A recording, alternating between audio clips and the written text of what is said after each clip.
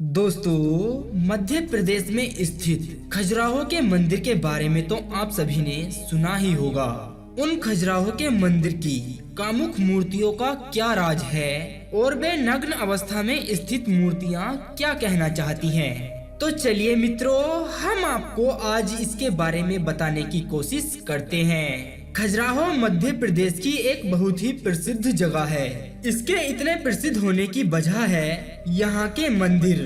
झांसी से लगभग 175 किलोमीटर दूर हिंदू और जैन धर्म का समूह है, जो कि खजुराहो समूह के नाम से जाना जाता है। खजुराहो के मंदिर का निर्माण वर्ष 950 ईस्वी से 1050 ईस्वी के बीच चंदेला साम्राज्य में हुआ था। इतिहासकारों के अनुसार 12वीं शताब्दी में लगभग 85 मंदिर थे और वह करीब 20 किलोमीटर के दायरे में फैले हुए थे, परंतु प्राकृतिक आपदाओं के कारण अब वह मंदिर केवल 22 ही मंदिर बचे हैं और कुल 6 किलोमीटर तक के दायरे में फैले हुए हैं। नमस्कार दोस्तों, मैं मयंक कुमार एक बार फिर से आप सभी का अपने YouTube चैनल में तहे दिल से स्वागत करता हूं।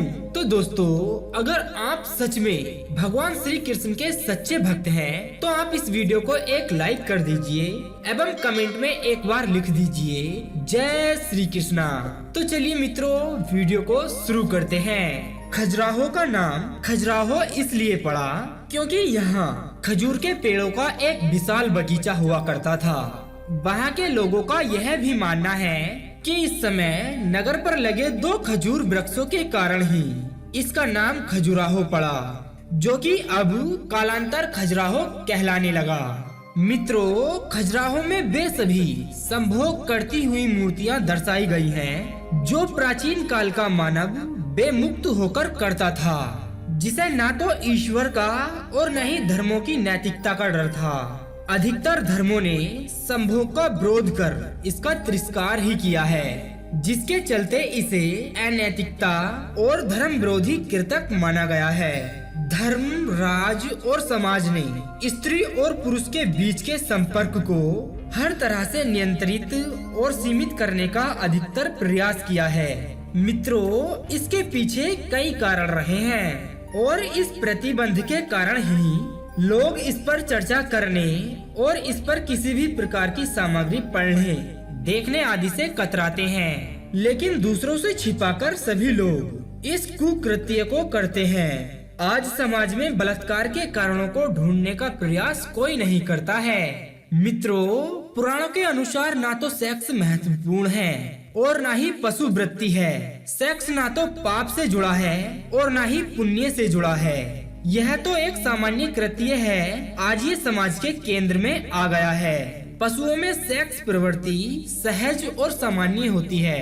काम सुख एक स्वाभाविक प्रवृत्ति है, लेकिन आज के मनुष्य ने उसे अस्वाभाविक बना दिया है। खजुराहो मंदिर के बारे में सबसे महत्वपूर्ण बात तो ये है कि काम कला के आसनों में दर्शाए गए स्त्री व पुरुष के चेहरे पर एक अलौकिक और देवी आनंद की आभा झलकती है। इसमें जरा भी अश्लीलता का आभास नहीं होता है। ये मंदिर इन मूर्तियों में भारतीय कला की धरोहर है। इन मंदिरों की इस भव्यता, सुंदरता और प्राचीनता को देखते हुए इन्हें विश्व धरोहर में शामिल किया गया है। खजुराहो मंदिर में सभी मैथुनी मूर्तियां अंकित की गई हैं। लेकिन मित्रों, अब सवाल यह उठता है कि आखिर मंदिर जैसे पवित्र स्थान पर इस तरह की कामुक मूर्तियां क्यों बनाई गई हैं? क्या इन नग्न यौवन वाली मूर्तियों को बनाते वक्त धर्म गुरुओं ने इसका विरोध नहीं किया होगा? देखिए मित्रों, खजुराहो के मंदिर में संभोग करती हुई मूर्तियों को दर्शाने के पीछे कई अहम कारण छिपे हैं। पहला कारण, खजुराहो के मंदिर बनाने के अलग अलग कारण बताए जाते हैं। एक मत है कि ये मूर्तियाँ यहाँ अर्थ, धर्म, काम और मोक्ष के सिद्धांत का हिस्सा हैं। मित्रों, इस विषय में यह भी कहा जाता है कि ये प्रतिमाएं भक्तों के संयम की परीक्षा का माध्यम है। मोक्ष के कई मार्गों में से एक है काम। सनातन हिंदू धर्म ने जिंदगी को 4 पुरुषार्थों के हवाले किया है।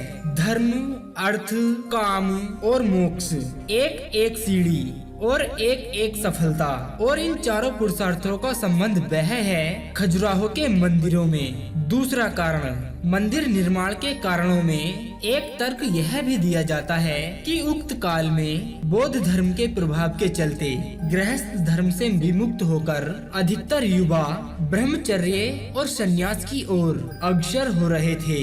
उन्हें फिर से गृहस्थ धर्म के प्रति आकर्षित करने के लिए ही देश भर में इस तरह के मंदिर बनाए गए हैं और उनके माध्यम से यह दर्शाया गया कि गृहस्थ रहकर भी मोक्ष प्राप्त किया जा सकता है। इसका तीसरा कारण, कहा जाता है कि चंदेल राजाओं के काल में इस क्षेत्र में तांत्रिक समुदाय की वाम मार्गी शाखा का वर्चस्व था, जो योग और भोग दोनों को ही मोक्ष का साधन मानते थे। ये मूर्तियाँ उनके क्रियाकलापों की ही देन है। बादशाहन के काम सूत्र का आधार भी प्राचीन काम शास्त्र और तंत्र सूत्र है। शास्त्रों के अनुसार संभोग भी मोक्ष प्राप्त करने का एक साधन हो सकता है। चौथा कारण, खजुराहो के मंदिर के निर्माण के संबंध में बुंदेलखंड में अनेक कथाएं प्रचलित हैं। कहते हैं कि एक बार राजपुरोहित हेमराज की पुत्री हेमवती संध्या की बेला में सरोवर में स्नान करने पहुंची। उस दौरान आकाश में विचरते हुए चंद्रदेव ने जब स्नान करती अति सुंदर और नव यौवना से भीगी हेमवती को देखा तो वे उस पर आसक्त बिना हुए नहीं रह पाए। उसी पल वे रूपसी हेमवती के समक्ष प्रकट हुए और उससे प्रणय निवेदन किया।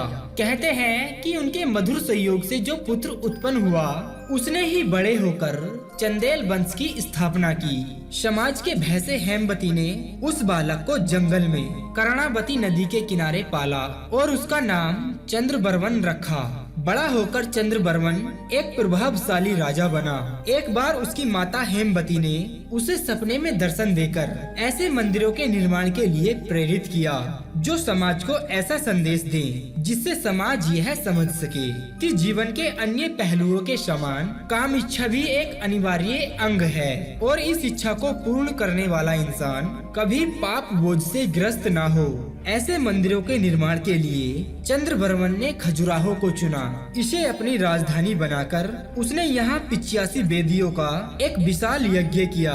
बाद में इन्हीं वेदियों के स्थान पर 85 मंदिर बनवाए गए।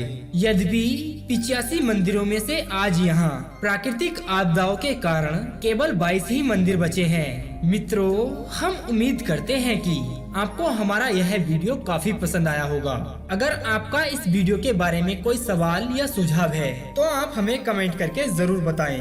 हम आपके सवाल का जवाब देने की कोशिश जरूर करेंगे। और दोस्तों, आगे और भी ऐसे ही वीडियोस देखने के लिए आप हमारे इस YouTube चैनल को सब्सक्राइब करना ना भूलें। तो अब दीजिए हमें इजाजत ताकि हम आप सभी के लिए एक और ऐसी ही अनसुनी व रोचक जानकारी को ढूंढ कर ला सकें। तब तक के लिए आप अपना ध्यान रखिए और हमेशा मुस्कुराते रहिए।